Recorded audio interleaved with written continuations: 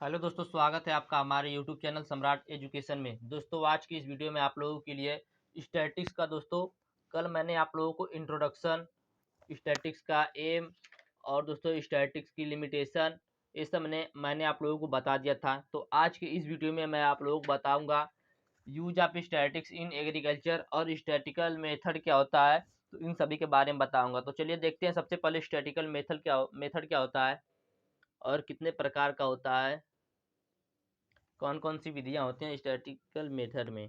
तो देखते हैं स्टैटिकल मेथड क्या होता है। सबसे पहले सांख्यिकी विज्ञान की कई विधियां हैं जिनके प्रयोग से अनुसंधान के किसी भी क्षेत्र के समंकों का संकलन करके विश्लेषण किया जाता है, उसके बाद उचित परिणाम निकाले जाते हैं।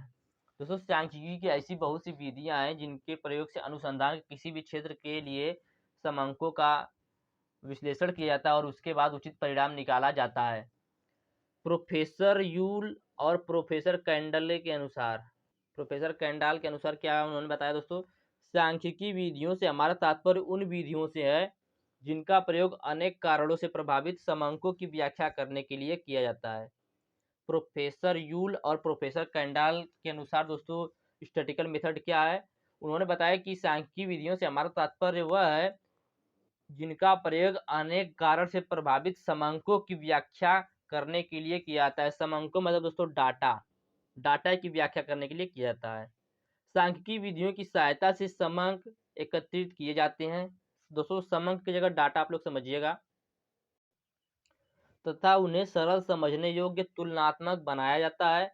सांख्यिकी विधियां उचित निष्कर्ष निकालने में भी सहायता प्रदान करती हैं। तो दोस्तों सांख्यिकी की विधियां होती हैं वो उचित निष्कर्ष निकालने में भी सहायता प्रदान करती हैं। प्रारंभिक अवस्था में आंकड़े कच्चे पदार्थ की तरह होते हैं। जिस प्रकार तैयार माल के रूप में बदलने के लिए पदार्थ को कई प्रारंभिक प्रविधियों से होकर निकलना पड़ता है, उसी तरह आंकड़ों को प्रयोग में लाने योग्य बनाने के लिए कई विधियों की सहायता लेनी पड़ती है। इन्हीं विधियों की वो सांख्यिकी विधियां कहते हैं। दोस्तों तो आप लोगों को समझ में आ गया होगा कि स्टैटिकल मेथड क्या होता है। स्टैटिकल मेथड क्या होता है, प्रोफेसर यूल और प्रोफेसर कैंडाल के अनुसार उन्होंने बताया कि सांख्यिकी विधियों से हमारा तात्पर्य उन विधियों से है जिनका प्रयोग अनेक कारणों से प्रभावित समंकों की व्याख्या करने के लिए किया जाता है। अब दोस्तों महत्वपूर्ण सांख्यिकी विधियां होती है बहुत निम्नलिखित प्रकार की होती हैं। तो देखते हैं सबसे पहले क्या क्या होता है। पहले दोस्तों आंकड़ों का संग्रहण, कलेक्शन ऑफ डाटा। तो प्रत्येक सांख्यिकी अनुसंधान के लिए यह सबसे पहला व आवश्यक कार्य होता है।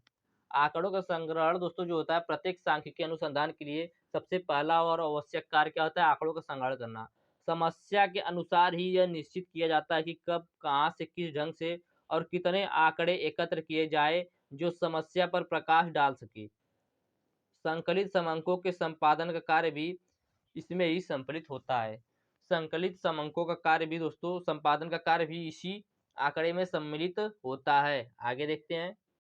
फिर दोस्तों होता है वर्गीकरण। इकट्ठा किए हुए आंकड़ों को अधिक सरल व तुलना योग्य बनाने के लिए किसी गुण विशेष के आधार पर निम्न वर्गों में विभाजित करते हैं। वर्गीकरण विशेषतः वजन, रंग, स्थान आदि किसी भी गुण के आधार पर हो सकता है।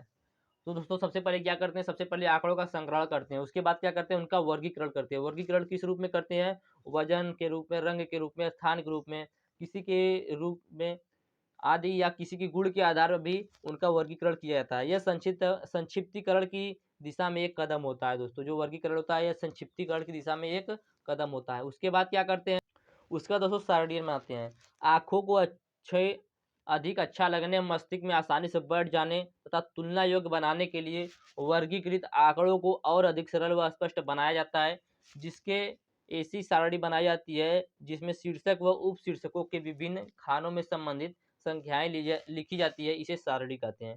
तो दोस्तों क्या क्या हुआ, सबसे पहले आंकड़ों का संग्रहण करेंगे, उसके बाद उनका वर्गीकरण करेंगे। वर्गीकरण किस रूप में करेंगे, वजन के रूप में, रंग के रूप में, गुण के आधार पर, चाहे जिस भी आधार पर उनका वर्गीकरण करेंगे। उसके बाद उन्हें सारणी के रूप में कन्वर्ट करेंगे। सारणी के रूप में कन्वर्ट इसलिए करेंगे क्योंकि वह देखने में अच्छा लगे और जल्दी से दिमाग में घुस जाए, मतलब याद हो जाए, इसके लिए सारणी बनाएंगे। उसके बाद क्या करेंगे दोस्तों, प्रेजेंटेशन, उसके बाद प्रस्तुतिकरण करेंगे।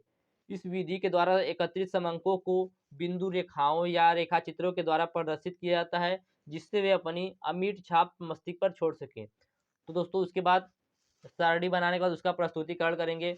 इसमें दोस्तों बिंदु रेखा या रेखाचित्र के द्वारा प्रदर्शित करेंगे, जिससे वो हमें आसानी से याद हो सके। उसके बाद क्या करेंगे, उसका विश्लेषण करेंगे, एनालिसिस करेंगे। तो देखते हैं, विभिन्न विधियों के द्वारा आंकड़ों का विश्लेषण किया जाता है और उनकी विशेषताएं ज्ञात की जाती हैं। ये विधियां माध्य और औसत, अपीकरण, विषमता और सहसंबंध का मापन है। इन विधियों के द्वारा आकलन की परस्पर तुलना भी की जाती है। तो दोस्तों उसके बाद क्या होता है, उनका विश्लेषण किया जाता है। बहुत सी विधियां होती हैं आंकड़ों को विश्लेषण करने की। उसके बाद दोस्तों क्या होता है, निर्वचन होता है। तो निर्वचन में क्या होता है, विश्लेषणात्मक अध्ययन के पश्चात निर्वचन की विधि के द्वारा प्राप्त परिणामों से निष्कर्ष निकाले जाते हैं। उसके बाद दोस्तों सबसे लास्ट में होता है फोरकास्टिंग, पूर्वानुमान, पहले से अनुमान लगाना। तो प्राप्त जितने भी निष्कर्ष प्राप्त हुए, जैसे दोस्तों पहले आंकड़ों का संग्रहण किया गया, उसके बाद वर्गीकरण उनका किया गया, उसके बाद उनके सारणिक रूप में कन्वर्ट किया गया, उसके बाद उसका प्रस्तुतिकरण किया गया, उसके बाद उसका विश्लेषण किया गया, उसके बाद उसका इंटरप्रेशन निर्वचन किया गया। उसके बाद दोस्तों क्या किया जाएगा, उनका फोरकास्टिंग, पूर्वानुमान लगाया जाएगा। तो प्राप्त निष्कर्षों के आधार पर भविष्य के बारे में अनुमान लगाया जाता है। इस कार्य को सांख्यिकी विधियों में शामिल किया जाए या नहीं, यह एक विवादग्रस्त विषय है। इस विषय में विद्वानों में कुछ मतभेद है, किंतु यदि गंभीरतापूर्वक सोचा जाए तो यह एक सांख्यिकी विधि है, जिनके द्वारा पूर्व के अनुभवों व परिणामों के आधार पर पूर्वानुमान लगा किया जाता है एवं भावी गति की ओर निर्देश किया जाता है, जिससे मानव का भी कल्याण किया जा सके। इसलिए इसे सांख्यिकी विधियों में शामिल करना उचित होता है। दोस्तों ये सभी जो विधियां हैं, इसीलिए इनको सांख्यिकी विधियों में शामिल करना जो होता है वह उचित होता है। आगे देखते हैं, जो सांख्यिकी होता है, जो स्टैटिस्टिक्स होता है, उसके एग्रीकल्चर में क्या उपयोग है। तो सांख्यिकी का उपयोग कृषि के क्षेत्र में मुख्य रूप से निम्न कार्य में होता है। सबसे पहला दोस्तों है किसी फसल की विभिन्न प्रजातियों के विभिन्न गुणों की तुलना करने में। किसी फसल की विभिन्न जातियां दोस्तों हो गई, उनके जो विभिन्न गुण हैं उनकी तुलना करने में दोस्तों सांख्यिकी का प्रयोग किया जाता है। दूसरा, कार्बनिक तथा अकार्बनिक कीटनाशक तथा अप्रत्युतनाशी आदि का विभिन्न फसलों पर प्रभाव ज्ञात करना तथा उनके विभिन्न स्तरों की तुलना करना तथा उनके विभिन्न विधियों द्वारा प्रयोग में लाई जाने वाली तुलना करना इत्यादि दोस्तों किसके द्वारा होता है, सांख्यिकी द्वारा होता है। तो एग्रीकल्चर में इसका क्या रोल है, यह दोस्तों किसी फसल की विभिन्न प्रजातियों के विभिन्न गुणों की तुलना करता है। कार्बनिक तथा अकार्बनिक कीटनाशक तथा अप्रत्युतनाशी आदि की विभिन्न फसलों पर प्रभाव ज्ञात करता है कि उस पर कितना, किस खेत में किस फसल पर कितना प्रभाव पड़ा, किस फसल में किस खेत में कितना प्रभाव नहीं पड़ा। उनके विभिन्न स्तर की तुलना करता है, उनके विभिन्न विधि द्वारा प्रयोग में लाने की तुलना करता है। तो दोस्तों ये सभी कार्य कौन करता है, स्टैटिस्टिक्स करता है। दोस्तों उम्मीद करते हैं आप लोगों को स्टैटिस्टिकल मेथड और use of statics in agriculture समझ में आया होगा। वीडियो अच्छा लगा तो वीडियो को लाइक कर दीजिएगा और चैनल को सब्सक्राइब कर दीजिएगा। और यदि आप लोगों को इसका पीडीएफ या तो डिस्क्रिप्शन व्हाट्सएप ग्रुप का लिंक और व्हाट्सएप नंबर दिया गया है, मैसेज करके आप लोग इसका पीडीएफ ले सकते हैं। धन्यवाद, जय हिंद।